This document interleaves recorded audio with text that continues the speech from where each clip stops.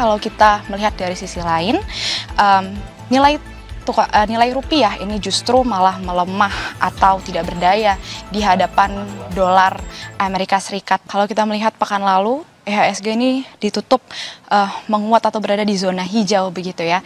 Nah, hari ini kebetulan saya memakai warna hijau, harapannya tetap sama berada di zona hijau IHSG. Tapi kita akan melihat bagaimana indeks harga saham gabungan hari ini. Bisa Anda lihat di papan bursa, ini terlihat berada di zona hijau di level 8.117,42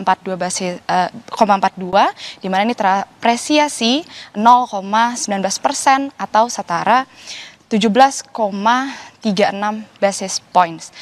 Nah, memang artinya ini masih sama di pekan ini, IHSG masih berada di zona hijau begitu, yang kalau kita melihat apa kira-kira sentimen yang mempengaruhi ini berada terus menguat di zona hijau, kalau melihat dari bagaimana pernyataan dari analis Infovesta Capital Advisory Arjun Ajwani ini menilai kemungkinan ini salah satu pengaruh dari paket stimulus ekonomi 8+4+5 yang dicanangkan Menteri Keuangan kemarin ini dianggap bisa mendorong prospek pertumbuhan ekonomi yang lebih optimistis sehingga ini mendongkrak kenaikan harga saham.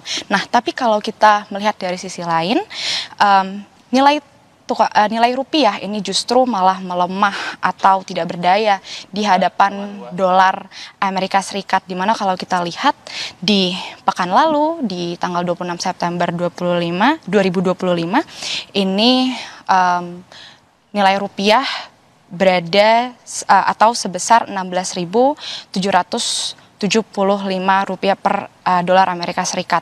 Nah, ini yang tentu menjadi pertanyaan begitu ya, di tengah IHSG yang menguat tapi rupiah kita malah melemah. Sedangkan kalau kita melihat juga dana asing yang masuk ke pasar saham melihat dari net foreign buy all market ini sebesar 582 miliar rupiah.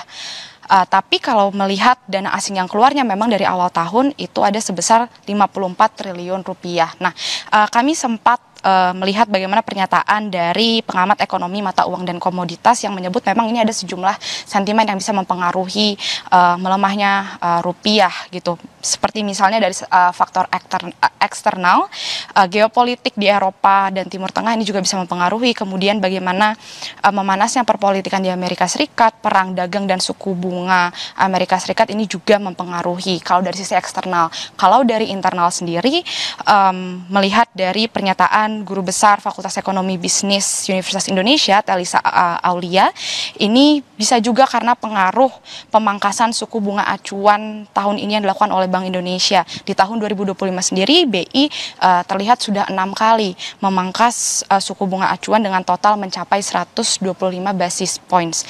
Nah, tentu dengan melemahnya rupiah ini juga bisa memberikan sejumlah dampak seperti misalnya biaya impor membengkak nantinya, kemudian perusahaan yang mengandalkan impor ini juga bisa tertekan, kemudian utang perusahaan membengkak dan juga pertumbuhan ekonomi ini juga bisa terancam.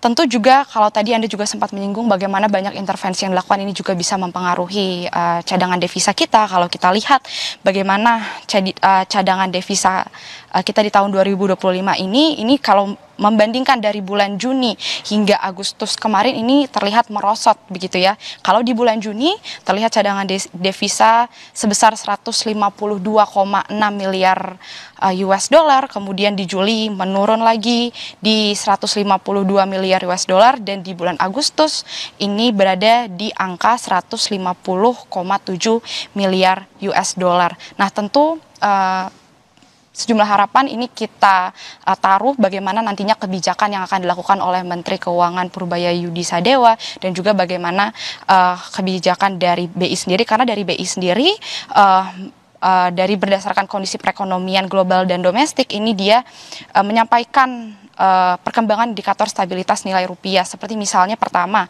premi CDS Indonesia 5 tahun dari 25 September sampai per 25 September ini naik dibandingkan 19 September 2025, di mana ini sebesar 83,18 basis points dibandingkan 19 September sebelumnya ini 69,59 basis points. Lalu juga terakhir data transaksi ini juga terlihat non residen tercatat terjual neto sebesar 2,71 triliun rupiah begitu. Itu artinya kita di sini sama-sama menunggu apa kebijakan yang akan dilakukan nantinya oleh BI dan juga Menteri Keuangan untuk menstabilkan kembali nilai tukar rupiah.